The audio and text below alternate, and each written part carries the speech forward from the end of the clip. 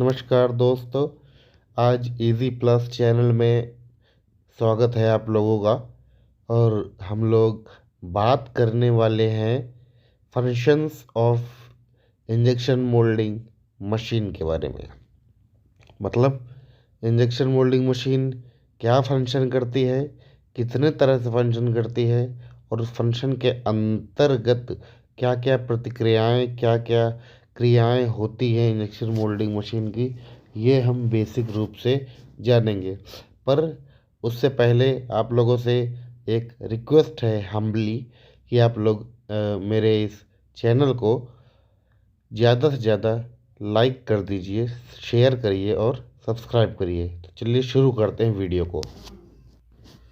Function of injection moulding machine में primary function होते हैं और सेकेंडरी फंक्शन होते हैं। प्राइमरी फंक्शंस में अगर हम देख सकते हैं, सबसे पहले यहाँ प्लास्टिसाइजिंग लिखा हुआ है।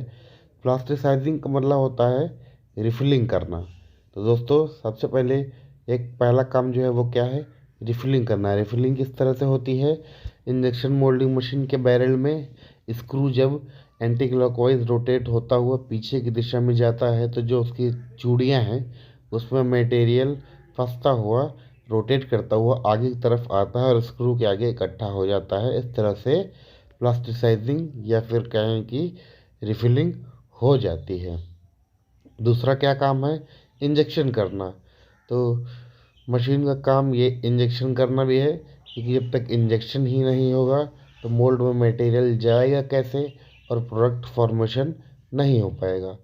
तो हमने जाना कि रिफिलिंग के बाद इंजेक्शन जो है ये दूसरा स्टेप है। तीसरा है क्लैंपिंग। क्लैंपिंग करना मशीन का ही काम है। मतलब कोर और कैविटी जब इंजेक्शन होगा तो आपस में एक दूसरे से क्लैंप हो जाते हैं, ये भी मशीन का ही वर्क हो जाता है। क्लैंप होगा मोल्ड तभी हम इंजेक्ट कर पाएंगे मटेरियल को। अगला स्टेप है कूलिंग।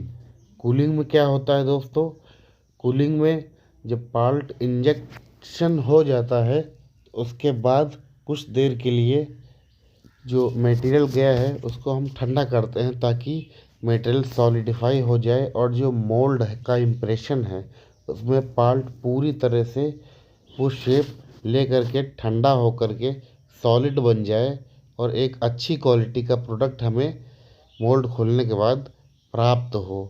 तो इसलिए ये जो चौथा स्टेप है वो कूलिंग है, बहुत ही ज़्यादा महत्व रखता है इंजेक्शन मोल्डिंग मशीन में। इसके अलावा है एजेक्शन। पार्ट को एजेक्ट किस तरह से करना है ये पार्ट की डिज़ाइन पर निर्भर करता है दोस्तों। सेकेंडरी पर्पस में बात करें तो कोर ऑपरेशन और मोल्ड हाइट एडजस्टमेंट आते हैं, जिनके बारे में हम बाद में बात करेंगे।